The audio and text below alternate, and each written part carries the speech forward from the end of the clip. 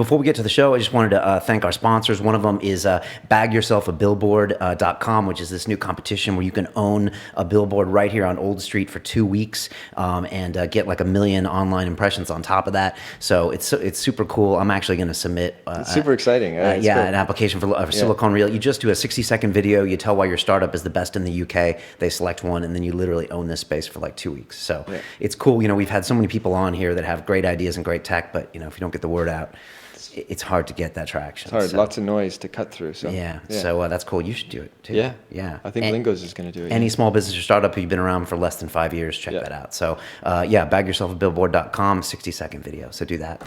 Whatever that needs to be done. Were you sold on LinkedIn right away? I mean, it's gotten so big. I saw something like $1.5 billion of revenue or something. I was like, I fell off my chair. I didn't realize it had grown that big, you know, so quickly. Did you know right away when you jumped on, and how has the company changed since you've been there? Well, my girlfriend, who was introduced to me by another girlfriend who used to be a non-exec director on my company, phoned me up and said, "Oh, I'm with a friend here in Silicon Valley, and she's coming over. You know, she's going to come over to London. Can you know, are you doing anything? Could you, introduce her to a few people?" And it happened to be one of those weeks when you're out every single night at some sort of networking thing. It's like, oh yeah, come along. So we ended up, hanging out, throughout, over the week. And she was one of the advisors to LinkedIn, and I guess sort of understood how, and again, I would have been sold on relationships and networks before because I'm probably a natural connector. But it was at that, when I met her, that she introduced me to LinkedIn. I was like, oh, that's so sensible. That's exactly where.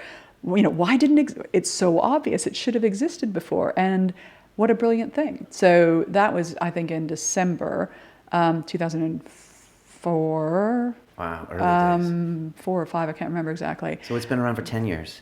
Yeah. And then when I next went to TED, which at that point was in Monterey, TED stands for Technology, Entertainment, and Design. It's a big tech conference, which is fabulous to go to. And if you don't watch TED Talks, not that you should obviously watch Silicon Reel talks. But, I like TED too. But in addition to that, you should watch TED Talks. But she introduced me to Reed, who's the founder at TED, and we just got to talking. And he was the beginning of his journey. I by then had started up and sold my first company to Euromoney, floated my second company on London and NASDAQ. He was and had grown them quite aggressively, and they were marketplace companies. LinkedIn is a marketplace. You've got people who have skills with people who want skills, and it disintermediates the intermediaries or the headhunters, not just them. Headhunters in it, but it allows people to to do what they want. Again, it creates liquidity in the market. It makes it easier for people to find people and connect, and technology is beautiful for helping people do that. So they wanted to make the world's professionals more productive, and that was great. What I had been doing in financial services was making it easier for investors to communicate with companies. So it's like, oh well, that's very similar to this, and well, you're obviously going to have to expand there and there and there, and how are you thinking about that, and how are you prioritizing your geographic rollout? And we just got talking. And I thought it was a brilliant thing to do. I thought it was a really nice use of technology. I hadn't seen technology used in that marketplace before, but it seemed very, sensible and natural that was a great way of approaching it. You'd had the early markers of Facebook connecting people and allowing people. You'd seen the social was working. This was a different segment of social.